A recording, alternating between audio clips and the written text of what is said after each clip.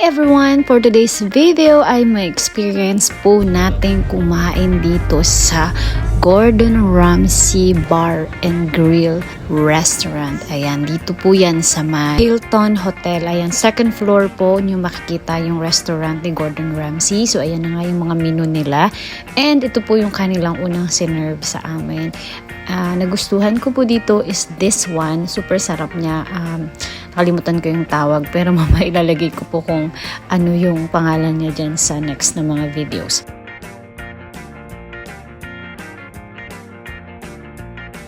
And this one naman po is medyo sour yung lasa niya kaya it's not for me kasi hindi po talaga ako mahilig sa medyo maasim na pagkain. And videohan din po namin yung mga chef nila, ayan, sa kanilang kitchen na napapanood lang natin sa Gordon Ramsay Hell's Kitchen. Ito na nga guys yung mga sinerve nila ng mga food, yung mga pangalan ng food. So basahin nyo lang guys dahil hindi ko rin alam kung paano yung tamang pronunciation ng mga pagkain na yan dahil simple lang naman yung mga kinakain ko sa Palawan, hindi naman mga ganito. So yan guys, basahin nyo na lang yung kanilang mga food. And kung tatanungin nyo nga ako guys sa experience ko dito sa Gordon Ramsay, masasabi ko po is I'm not a fan of Gordon Ramsay pero masarap po yung mga pagkain. Pero hindi lang siguro siya for me kasi hindi talaga ako mahilig sa mga pagkain na ganito. Pero ayun na nga, at least na-experience natin. Kaya always count your blessings guys dahil hindi lahat na-experience yung ganitong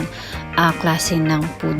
So, ayun. Thank you! Kayo na din mag-judge kung tingin nyo is sulit ba itong mga in-order namin para dito sa presyo na babayaran. So, ayun. Thank you guys! See you!